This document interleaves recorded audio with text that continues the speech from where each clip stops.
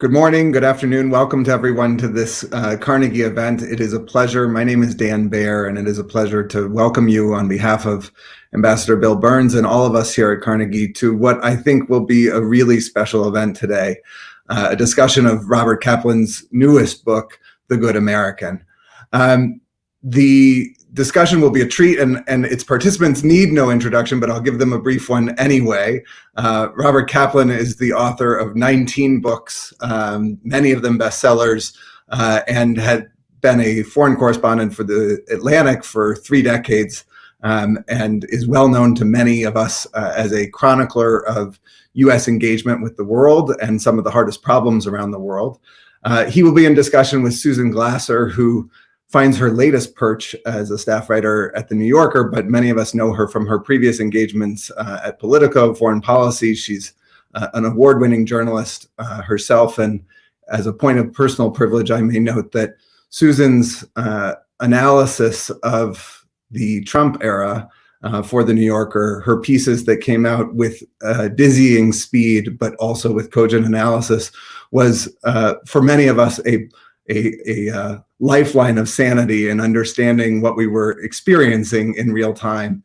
I've long admired her. The book that we're about to discuss today, The Good American, chronicles the life of somebody who most people in Washington probably have never heard of. And this is another thing that makes Susan and Robert perfect conversation partners, because Susan, as many of you will know, has recently released a biography of James Baker, one of the most famous people in Washington, along with her husband. They worked on that project together over the course of several years, and it's a fabulous book as well. So while she has chronicled one of the most famous people in Washington, Robert Kaplan has chronicled one of the people that we've never heard of. And yet the story that he tells, in addition to reading like an adventure novel, is really an important reminder, especially with the events going on around us today as we enter a new administration where Joe Biden and Kamala Harris have promised to put human rights and universal values at the center of U.S. foreign policy again. As we see a coup unfolding in Burma, it's a good reminder that, as Eleanor Roosevelt said, human rights begin in the small places close to home. Bob Gersony was a person whose life was about chronicling those small places close to home and how they affect the bigger picture of human rights. And it is an indispensable record of that kind of work that we get out of this book. And before I turn it over to Susan to lead us through a discussion, I just want to remind all of you who are watching at home that you can be part of this discussion by placing your questions. If you're watching on YouTube, placing your questions there. And we look forward to engaging the audience in this conversation as well. And with that, I will hand over to Susan and thank her for taking on the role of moderator. And it's wonderful to have both of you with us here today. And congratulations again on the publication of what is a fantastic book last week.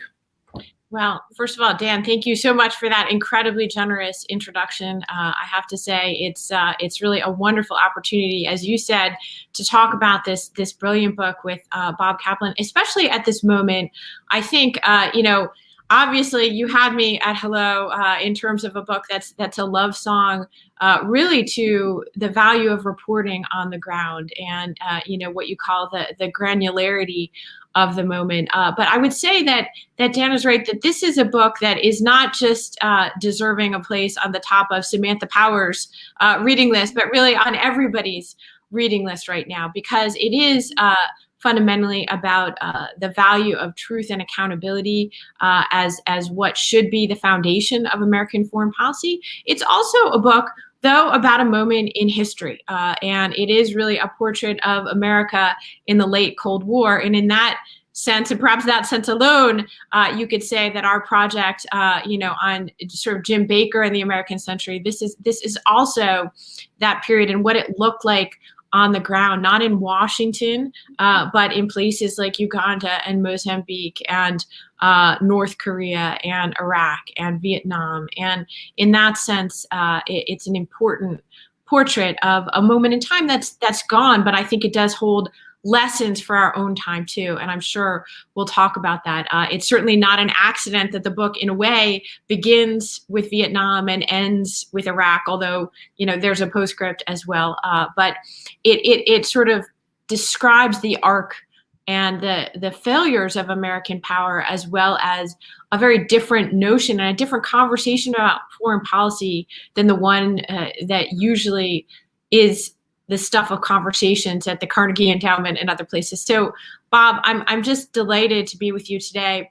This book, it strikes me, is a true achievement, and in the best sense of the word, is both surprising and urgent. But it is surprising for people, I think, that you would pick a character to biographize, if I may make a word out of that, who people haven't heard of. So why don't you give us a little bit of the backstory of how this book came to be? Someone who you knew, but not well, for 3 decades. Is that right? Yes, exactly. And thank you so much, Susan and Dan. It's a great pleasure to be here. I've known Bob Gersony for 35 years.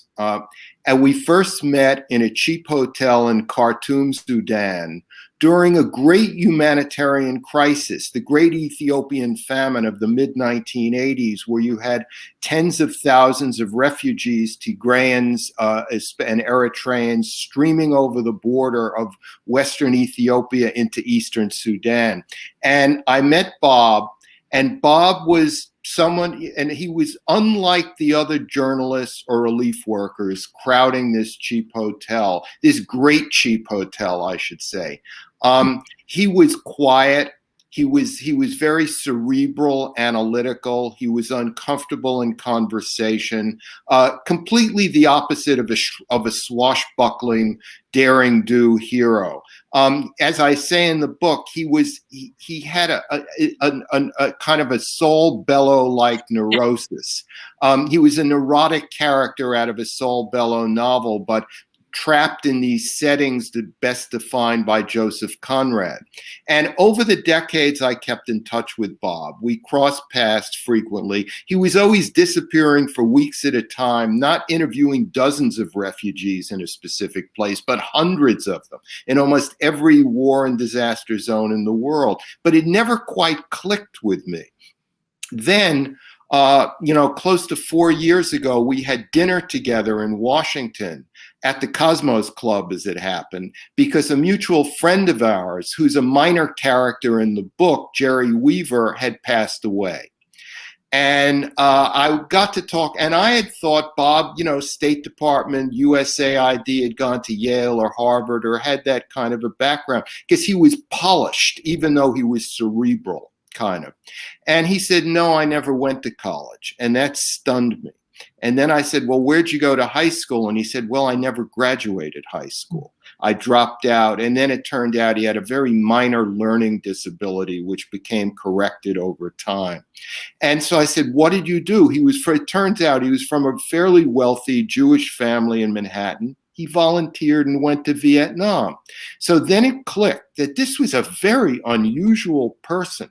And I started interviewing people, and people at the middle and lower and upper middle levels of the State Department. And they said, oh yeah, Bob Gersony, he's like a legend, but nobody else knew about him outside this professional subculture.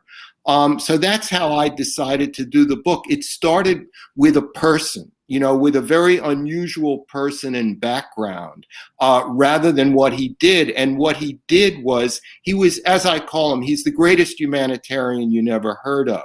In Mozambique alone, his reporting led to the Reagan administration's decision not to support Renamo, this white South African apartheid South African supported guerrilla group, not to support Renamo for funds from the Reagan doctrine, because everyone in Washington thought Renamo was just like UNITA in Angola, and we were giving all this aid to UNITA in Angola to fight the Cubans, and we thought Renamo was similar. Well, they weren't similar, and we knew this only because of Bob Gersony's reporting, that there were a bunch of murderers, essentially. And No, I was just going to say that I feel like that in the end is what comes up again and again throughout this book, is the value of facts to challenge preconceptions and ideologies. And there's this incredible little vignette in Liberia that also stuck with me for exactly the same reason. In Washington, there was an absolute conviction at the State Department that Charles Taylor, by the way, certainly an evil killer by any stretch of the imagination, was responsible for a particularly horrific attack inside a camp. And they said, we've got the intercepts, we've got everything. And he goes, he does the interviews. It's just not true. And he even goes to interview Charles Taylor, which I thought, this is not just some guy who interviews weeping refugees, right? This is someone who's capable of looking, a brutal, murderous rebel leader in the eye. And he interviews Taylor, who says, I've done many bad things in my life, but I actually did not do this bad thing. And to me, that was just an incredible story, actually, but only one of many. Yes. Well, what he had done in Mozambique led to the ending of the war, which saved hundreds of thousands of lives. And as your Liberia story illuminates, Susan, what Bob Gersony really was a great reporter, even though he wasn't called that and he never worked for a newspaper, because reporting is like, it's what the State Department does and used to do greatly, which was, as I write in the book, I say that to be productive in the State Department was a term of art. It really meant being a great cable writer.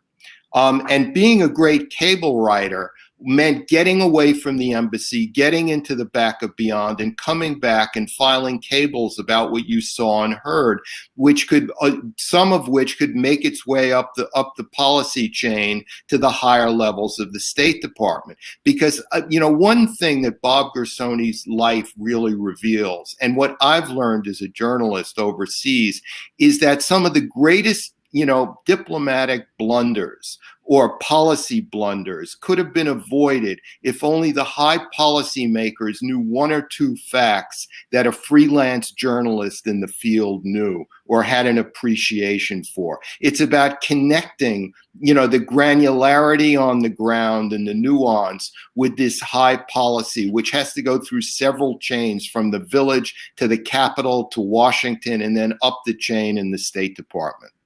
Well, that's in some ways really the mission statement for this book is about explaining why that granularity matters. You have a great quote at the beginning of the book that Gersony's life is about how the granularity of distant places defeats all theories. It is about how if foreign policy ignores the effect it has on individual human beings, it descends into a realm of inhuman abstraction.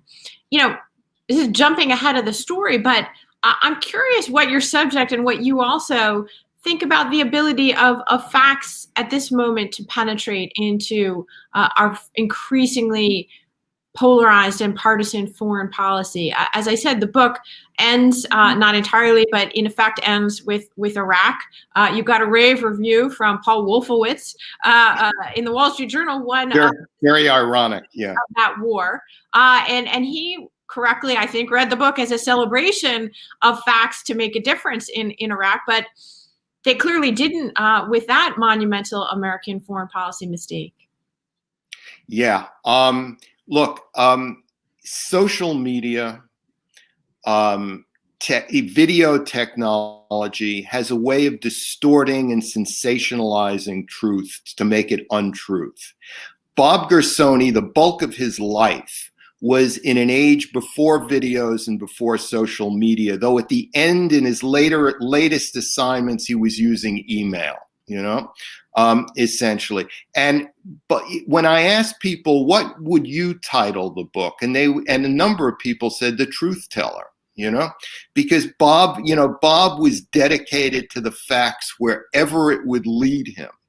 And this was certainly true in Rwanda, where Bob uncovered a basic fact that was so unpalatable at the time to policy and human rights elites that he knew it would get him into trouble, and it did, though over time he's been vindicated. I mean, everyone wanted to believe that the new Tutsi-led government in Kigali were the good guys, and and the Hutus, who had committed a genocide of about 850,000 Tutsis, were the bad guys. It was simple good and evil.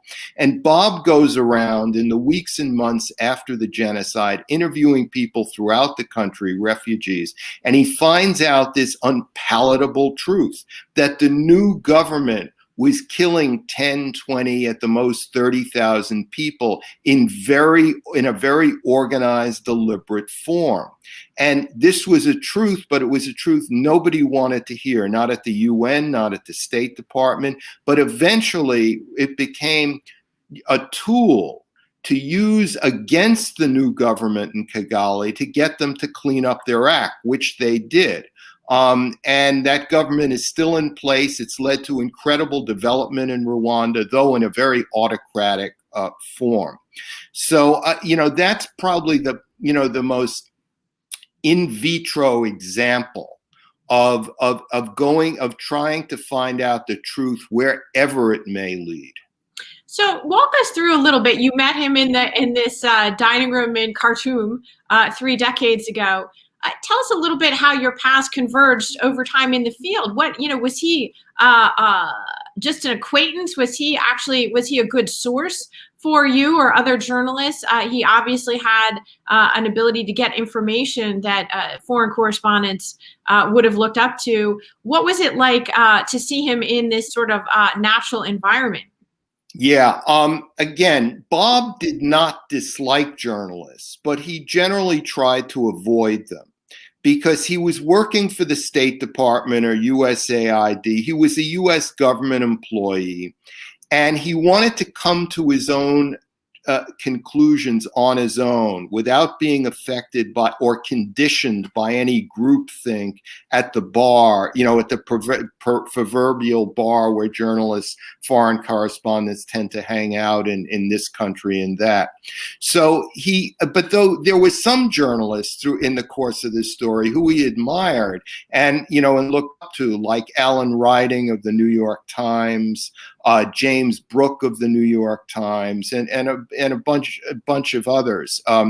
I think Jane Perlez as well. But basically, he stayed away from journalists. He was quiet. And it was in Khartoum that he became a bit of a source for my first ever article in The Atlantic, which appeared in April 1986.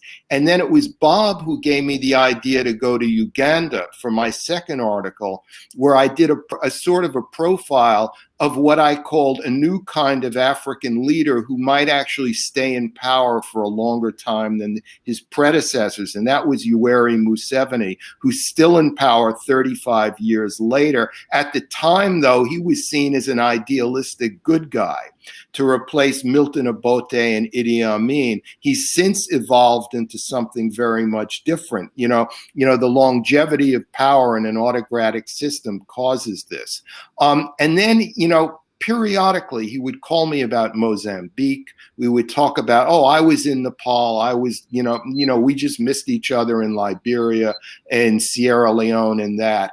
And, but he was always very deliberate.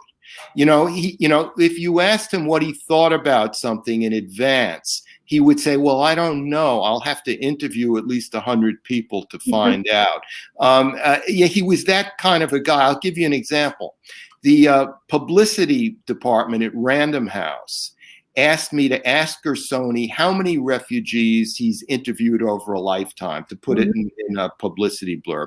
So I called Bob, and any other person would have just come out with a number, I'd say about this number or that number. Bob said, well, I'll get back to you in 2 days. I need to count them. I need to go through all. And then in 2 days, he came up with like 8,003. It was 8,000 and something, but it was a fairly specific number. That's the kind of person he is. Yeah, no, I had written that down, actually, that there are a lot of metrics in this book. 8,200 is the number of field interviews Gersony conducted, 54 assignments in various far-flung parts of the world, 35 years, obviously, that spans your acquaintance. In all of those assignments, the 54 assignments, You mentioned a few already. You mentioned Mozambique as one example where he directly influenced policy. There are some others where he tried and failed. For example, the one we just talked about with Paul Kagame. Where do you think he made the most difference in the world? Well, first, I think he made the most difference, first of all, in Mozambique. Also in Rwanda, because eventually they incorporated his report and used it as an instrument of policy without ever giving him credit for it. And in fact, demoting him at the same time in a way for a time. I would suppose, though, that the most difference he made was in Central America, because he was a fluent Spanish speaker. He was a Central American area expert, if ever there was one, kind of. And, him and his wife did enormous relief efforts after Hurricane Mitch in the late 1990s. He basically led an effort to build up the whole northern coast of Nicaragua and provide many thousands of people with jobs, essentially. He made a difference in uncovering what's called the Isak genocide on the Somali-Ethiopian border, because it only killed a few tens of thousands of people, never made it into the news headlines very much. He uncovered a small-scale ethnic cleansing on the Sudanese-Chadian border. It was the things that he revealed about the world, and his attitude was always that, as obscure as this may be to you, all these people are part of the human family, and therefore it matters, and it matters that we know about what happened. Also, in Uganda, he made a huge difference. In 1984, because he uncovered the fact that Milton Obote, who is the leader of Uganda at the time, who is a dull, plodding person, therefore he didn't have the clownish kind of charisma of Idi Amin, actually killed many more people than Idi Amin. And Gersony uncovered it, 100,000 in a geographic region north of Kampala called the Luwero Triangle. And this was one of the factors that led to Obote being overthrown and leading to the emergence of Yoweri Museveni, who for a decade or so led to a much better government in Uganda, and at least has never committed the kind of mass murder that Obote or Idi Amin committed, even though his rule has been getting worse and worse as the years go on. Gersony was the first really to document the atrocities of the Lord's Resistance Army in the late 1990s, going back to Uganda, which didn't really become a sensation on social media until about 13 years later.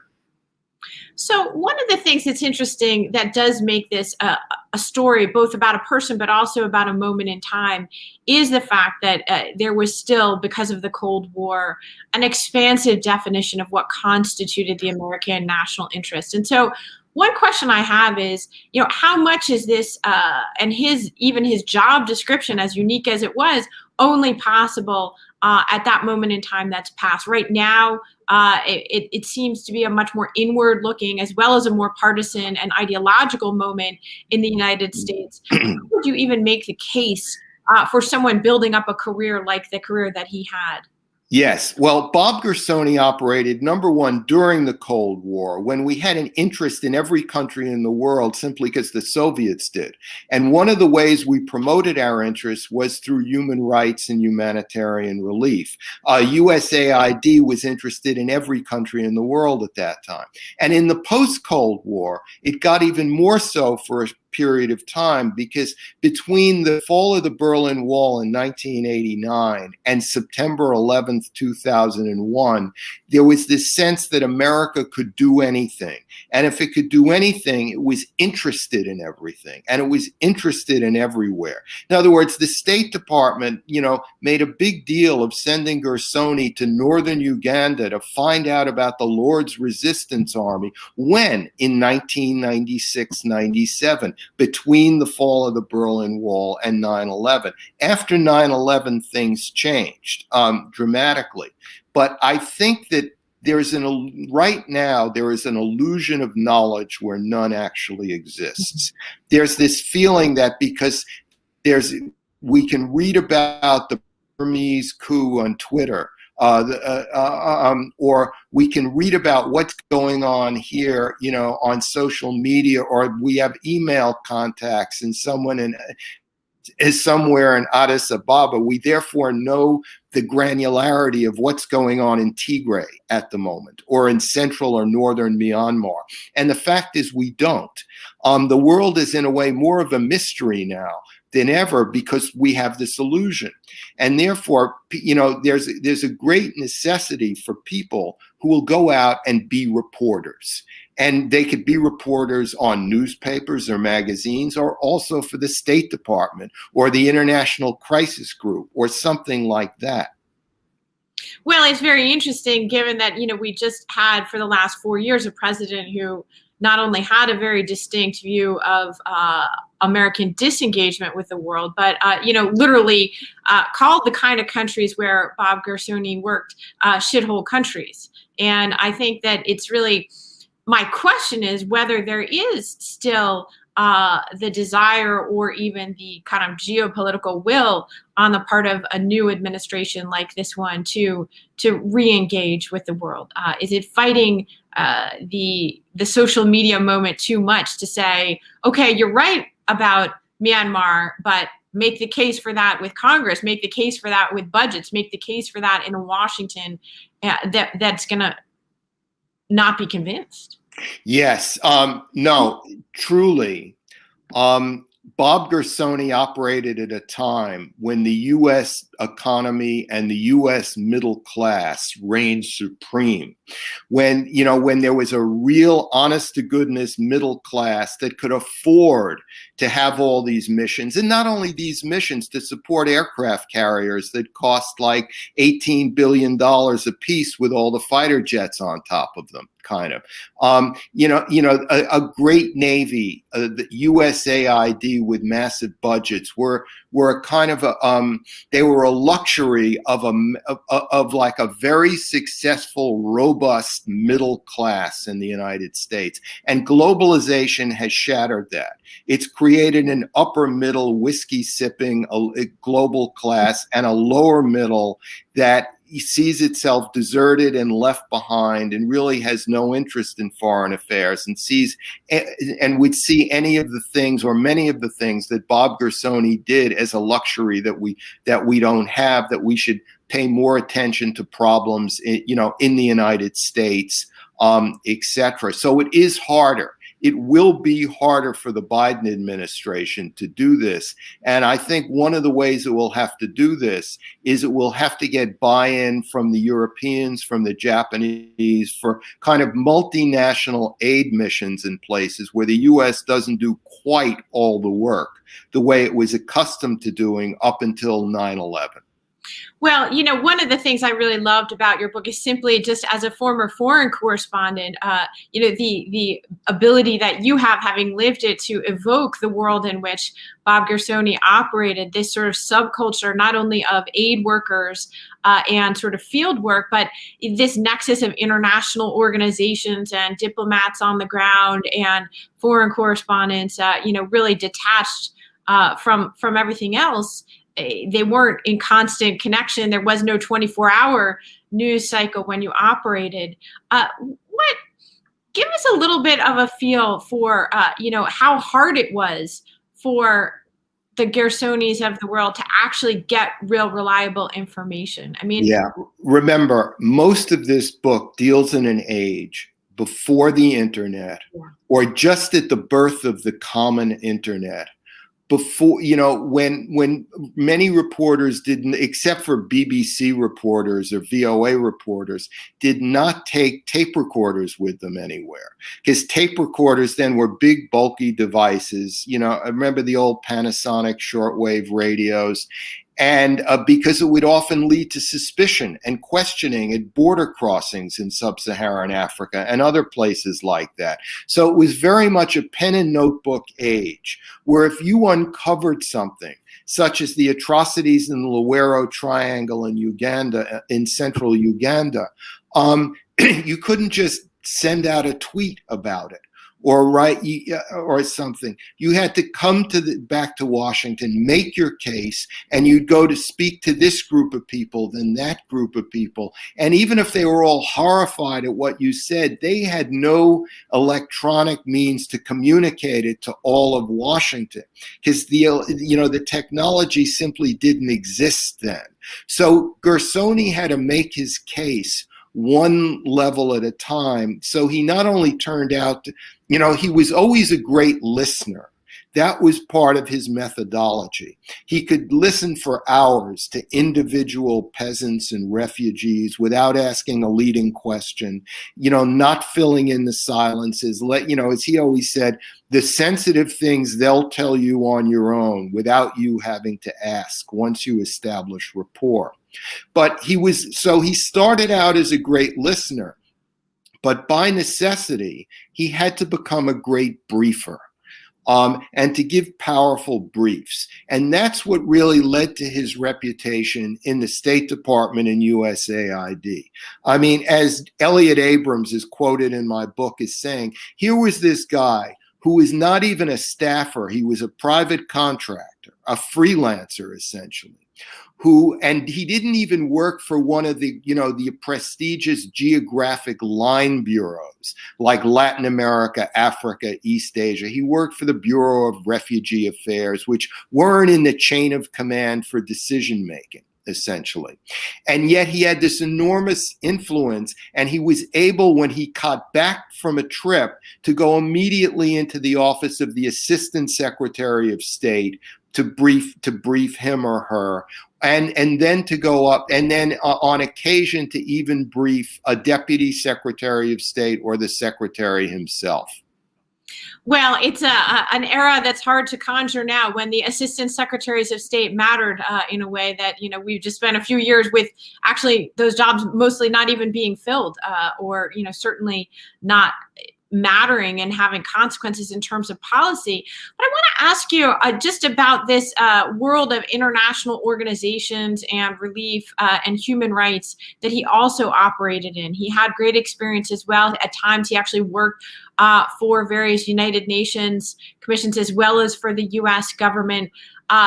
This, if anything, seems to be an even more opaque and impenetrable world, even from the vantage point of the well-informed in Washington, than our own government at times. How much did you come away from this with a new understanding about the role of international organizations in these conflicts, and whether that still works or can be renovated for the future, the current era anymore? Yeah. Bob Gersony had a very good experience with the UN, first of all.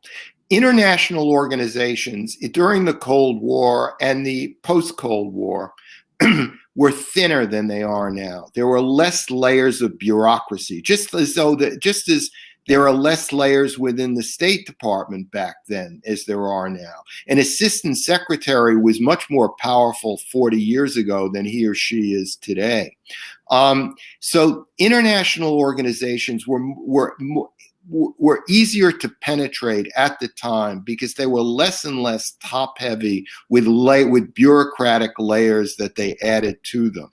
It was before the European Union was really quite so robust as it is now. And nevertheless, policy was always able to be effective, even then when the U.S. coordinated with international organizations. For instance, and the best example of that was Rwanda. Bob Gersony was sent to Rwanda officially by USAID, Brian Atwood, who was the administrator at the time. But Atwood loaned him to the UN High Commissioner of Refugees at the time, Sadako Ogata. So he was employed by USAID on loan to the United Nations, and that's how he went. And he came back and he briefed both of them, essentially, and both of them in coordination took action. With all the problems of international organizations, they serve as a great mechanism for the United States to offload some of the burdens upon it. because there are many things that need to be done, but which the U.S. simply doesn't have the capacity to do because there are many more pressing problems. And so using the UN, using international organizations, working through them is a way to magnify power. It's a way for the U.S. to magnify its influence.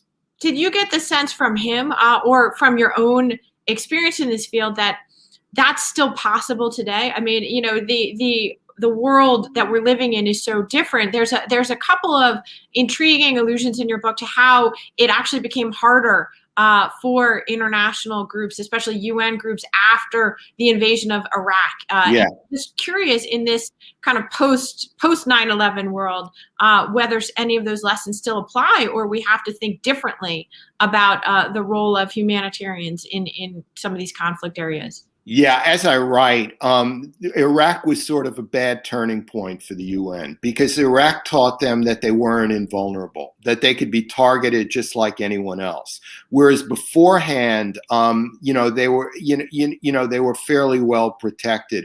Because I had to interview a number of people to corroborate Gersony's account in Liberia. And one of them was a UN official who said, look, back then, this was before Iraq, we could go and interview Charles Taylor. As long as we had a UN vehicle, we were protected. And Iraq sort of shattered that to a significant degree. But I still believe that with smart policy, you can work through international organizations to achieve ends that can be definable in terms of both humanitarian interest and national interest. Because that was the key, the crucial thing about Bob, is that he was able to argue for a humanitarian approach that fitted into the concepts of national interest by high policymakers. And the best example of this was George Shultz's State Department.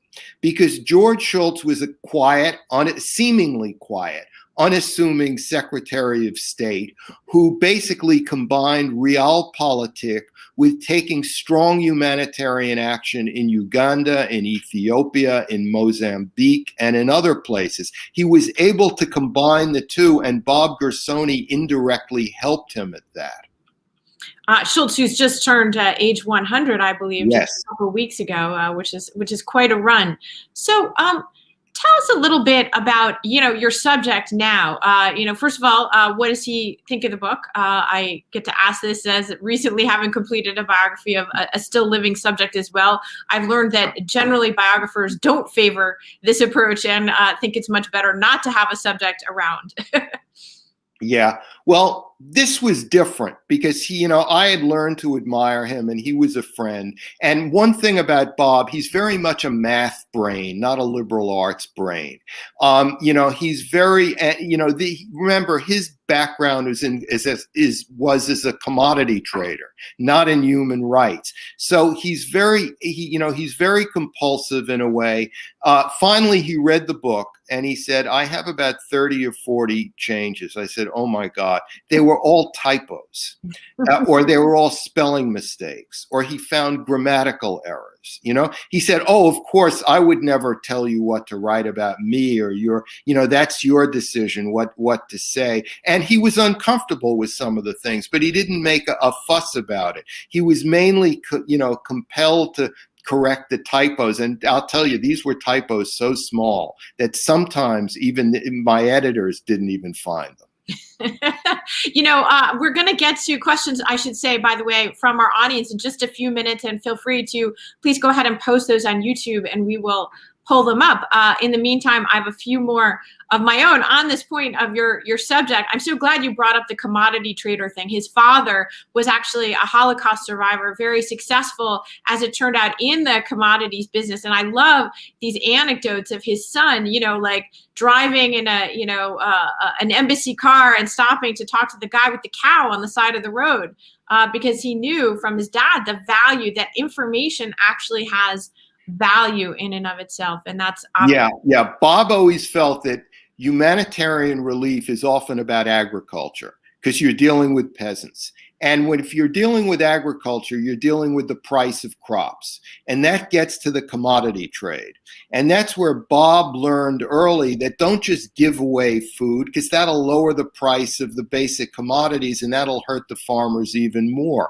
You need more targeted aid. You know, someone once asked Bob, who are the people he most respects? And he says agronomists, because they know about agriculture and they know, you know, this guy was always like a math science brain who spent his life in a liberal arts kind of milieu with aid workers and diplomats. I think that's such an important insight. He also was, by your account, an introvert, and those aren't usually the kinds of people who get biographies written about them. No, he was very much an introvert. You know, when I suggested to him that I write a book about him, you know, his plan beforehand was he would just collect all his data and his notes and photographs and put it on a website for the sake of his children, you know, so his children could know what his dad could do. You know, he married late, but he and his wife had triplets, you know, and now they're about 20. So that was all he was going to do, have a website that maybe him and his children and, you know, and a bunch of his colleagues could visit. He had no conception of a book being done about him. And, you know, the last thing he would want to do is go on television or help promote the book or something like this. So you're not going to be, at least publicly. So you're not going to be doing a lot of joint appearances. No. What about his view of human rights? You know, has that evolved over time? I mean, what were the lessons that he, you know, was able to codify for you from all of these years of field work? He always believed, and he says this in the book, that don't let perfection be the enemy of the good. That, you know, there are always people looking for a perfect outcome, whereas in fact you can drastically improve the outcome as long as you're willing to settle for less than perfect, you know. And that was always how he approached human rights. You know, it's not that he liked this regime, but it was better than any alternative. You know, essentially. So he combined realism with idealism in this way. You know, in Bosnia, you know, again, he went there without an opinion, but interviewed several hundred people and came away saying this idea of getting minorities sent home to live again in majority villages after a vicious civil war was a nice goal, but it would just not work in practicality. So first get the majorities back in their homes, you know, away from refugee camps to stabilize the economy. Because once that could be stabilized, the Dayton Accords would have a better chance of holding. Well, and that was actually a very controversial approach, as you point out. Yes, yeah, it was, because many people said the whole point of Dayton, of the U.S. approach was to demand a better world than the world they had before. And Gersony basically believed that too, but it's not what the interviews revealed to him, because people would give him questions like, you want me to return to this village? Who's going to protect my kids in school? Who's going to protect my house from being firebombed? You know, you'd have to protect my family 24/7, essentially. Well, and that trade-off, of course, between security and, you know, kind of big picture isms is one that is present, whether it was in Africa or Europe or Asia, in all of his work. Now, he was not, as you point out, he was largely, if anything, he was a specialist in Latin America, although he roved around the world. And he certainly was not a specialist in China or East Asia, but he did have some experience, in particular, on this very interesting question of food aid and North Korea, when North Korea was suffering from a famine, and the world did step up to provide food aid, but he found that was very problematic in his work there. And the reason I ask about that is because China and North Korea today remain, really two both pervasive but really sticky problems from the point of view of foreign policy going forward and human rights. And I'm just curious what you think he would say, or what he came away from his experience in that region. As I look at China right now, obviously it's sort of topic A for foreign policy specialists across the political spectrum in Washington. But I think there's a sense that as much as human rights concerns have escalated with Hong Kong, with the concentration camps of Uyghurs, that there's not really a coherent approach that seems to provide any meaningful influence or leverage on the part of Washington. What do you think his story tells us about that challenge? Yeah, well, first of all, Bob Gersony's reporting from the North Korean border area was the first reporting we had of what North Korean communism or Stalinism was like for the average person. Remember, Barbara Demick's great book, Nothing to Envy, wasn't published until a few years after Bob came back with his findings. So that book was still in the future. At the moment, I first reported on the oppression of the Uyghurs in the spring of 1994 in my book, The Ends of the Earth. And everyone accused me of being obscurantist, and I said, no, this is a growing issue. And I went back in 2015 and it was even worse. And then it finally popped up on the world's headlines in 2017. Look, the nature of Chinese geography, political geography, is that it includes these essentially hostile ethnic groups, the Tibetans in the southwest and the Uyghurs in the west. And the Chinese distrust the Uyghurs even more so because they're Muslim, because they don't have a kind of elite leadership like the Dalai Lama represents with all of his global elite advisors around him. The Uyghurs are kind of this unformed force that the Chinese are terrified of. And the Uyghurs stand in the way of the Belt and Road Initiative because all the pipelines go right through there. So Belt and Road necessitates repressing the Uyghurs. Basically, what we need to do is because the Chinese are at a disadvantage, at an informational, reputational disadvantage. They need to repress large elements of their population just in order to do the things they need to do with Belt and Road and otherwise. And we need to always keep pointing out to the world what they're doing, essentially. Well, I'm glad you brought that up. I remember very vividly actually being in Uzbekistan in the immediate aftermath of 9/11 and trying to figure out what was going to happen in Afghanistan and interviewing a Uyghur dissident from China who had taken refuge in Uzbekistan. And by the way, one of the most repressive and human rights violating societies in the world. So the idea really captured me at the time that this person would actually seek refuge in Uzbekistan. Yeah. Told you an awful lot about the willingness of the Chinese authorities. Even then, this would be back in 2001 to go after the Uyghurs. Everything is relative, Susan. I remember interviewing Rohingya refugees in Bangladesh in 2007, 14 years ago. And why would anyone want to escape to Bangladesh, especially that region of Bangladesh, because it was even worse over the border in Myanmar. Well, that's exactly right. So we're starting to get some questions, and many of them are, just fascinated, I think, not only with Gersony's career, but also with his legacy, and are there future or current day Gersonys existing still inside the U.S. Government? And in fact, that's the first question from Cliff on YouTube. Has your research introduced you to others who are now living out Gersony's legacy? What impact did he have on U.S. career humanitarians, or is he really more of a one-off story? Well, look, it's a very Shakespearean kind of story because the art of Shakespeare is we're individuals, and there's, each individual is a universe, so to speak. Hamlet defeats all geographies in that sense.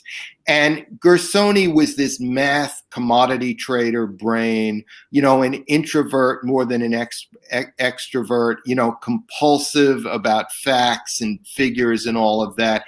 And so it's very hard to replicate him. That's not the way we should think about him.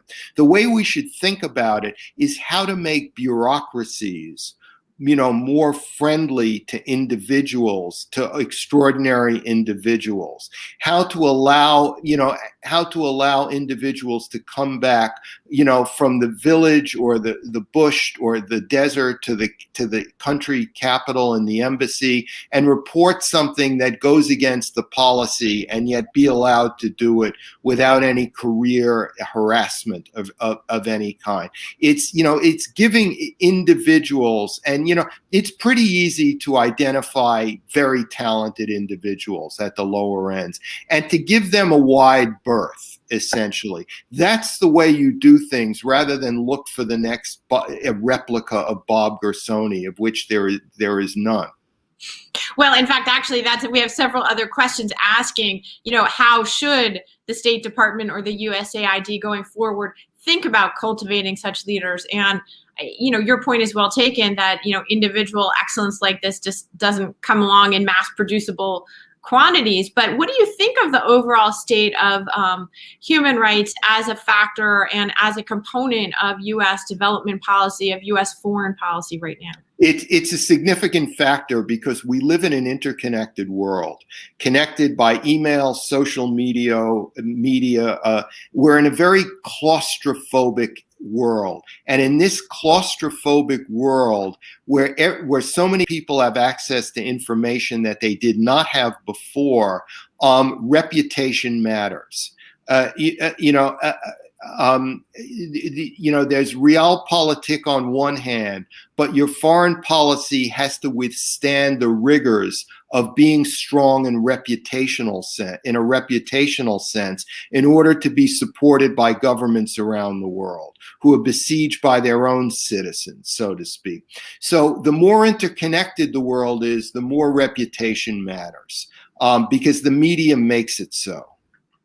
Well, this question of reputation is extremely important at a time when, the credibility of almost all institutions has suffered dramatically, and therefore the reliability or the people's willingness to believe the information that they're getting. And this is another question from Laura via email, which is, to what extent has humanitarian work been affected by the dramatic shifts in U.S. foreign policy in the past few administrations? And, that gets to the increasingly partisan nature of U.S. foreign policy, right? So, one administration pursues a deal with Iran, the next administration undoes it, the next administration puts it back into place. That can only affect the credibility of the information that people like Gersony would be offering.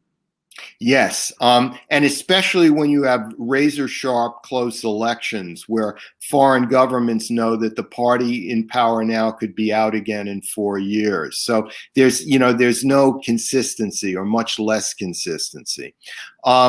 I think that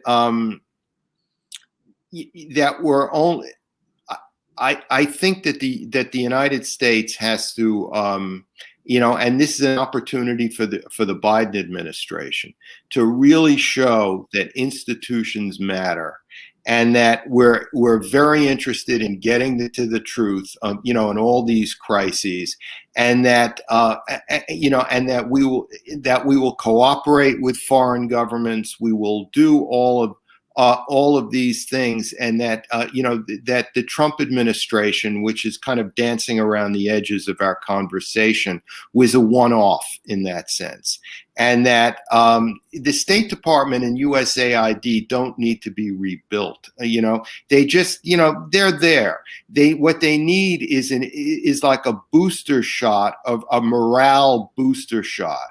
That they matter and they can continue to do great things, and that they need to, and there needs to be, and this is crucial, a cooperation between the various agencies, including the CIA, because as Gersony's career showed, he often briefed the CIA because he knew that people were going to judge his findings against what the CIA said. So he might as well brief them to prevent attacks on his credibility in Washington.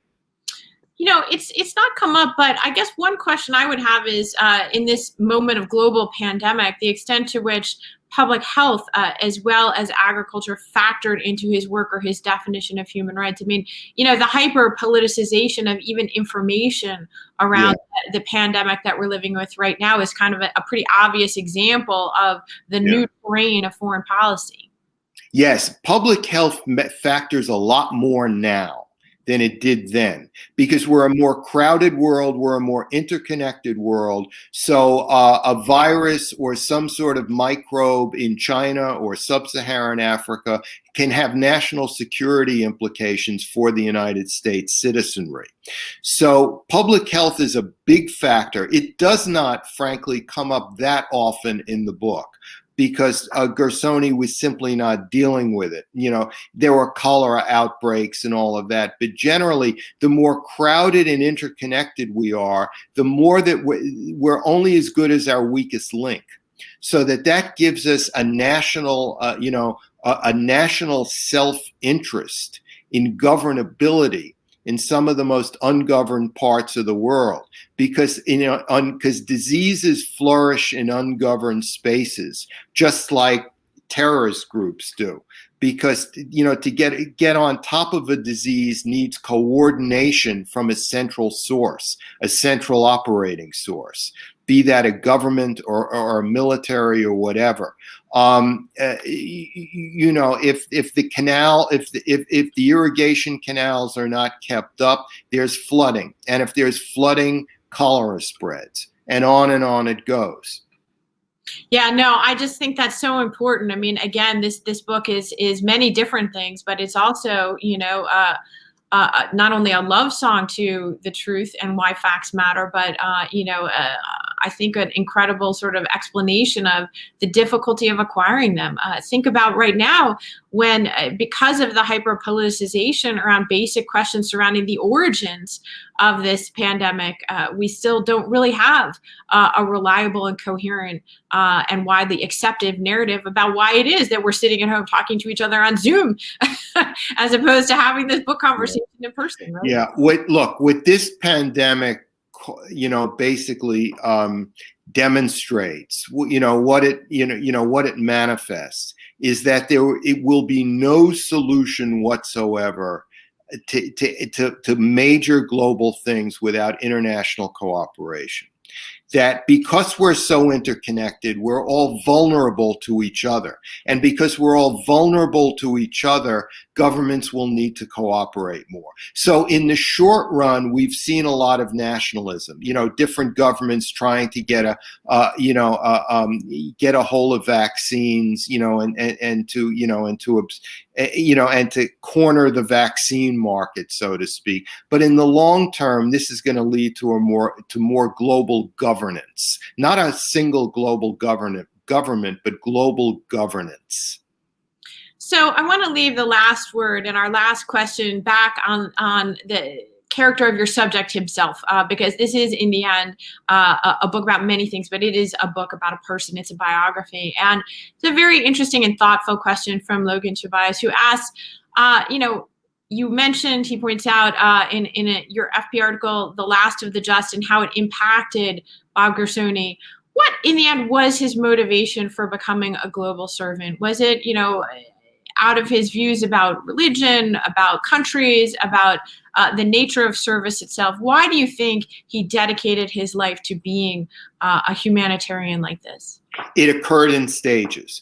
First, he fell in love with the writings of Bernard Fall in Vietnam, and Bernard Fall, a French, a French-American journalist and historian who died in the war, wrote about that superpowers will lose conflicts because they don't pay enough attention to the culture of what's going on in the villages and places, and therefore the Americans would fail just as the French failed in Vietnam. That gave Gersony the motivation to find out what was going on the ground.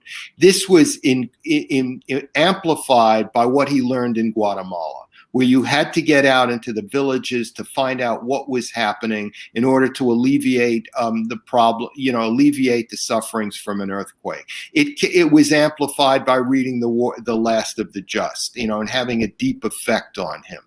But also at the same time, there was an ambition. There was a deep driving ambition, which as one person I interviewed ascribed to the fact that Bob had a very domineering, highly successful father, but at the same time, Bob had no credentials because he never went to college or high school or graduated high school. So he felt he had to prove himself to the nth degree over and over again, and became a perpetual worrier. And this led him to be incredibly dynamic. And so this combination of dynamism driven by family and Shakespearean factors, and this sense of wanting to know the truth of what's going on the ground. Well, that is a wonderful, I think, summation of why this is such an important book. And I really, once again, the book for everybody is The Good American, The Epic Life of Bob Gersony, the U.S. government's greatest humanitarian. And I urge everybody to take a look at this. It feels like a book that is a very, very relevant to the world we're living in right now, even as it describes a world of the late Cold War that doesn't even exist anymore. And Robert Kaplan, it's a great honor to be with you. I am a fan and admirer of your work for decades now, and it's really a privilege to have this conversation with you today. And I want to thank everybody for sharing their time with us. And I can say, since I'm not the author, you should go out, you should buy it, support your local independent bookstore. I'm sure Politics and Prose would be delighted to ship these books to you. And thank you again to everyone and to Carnegie for hosting us today. Thank you and congratulations. And thank you so much, Susan, for doing this. I really appreciate it. Well, congratulations and thanks.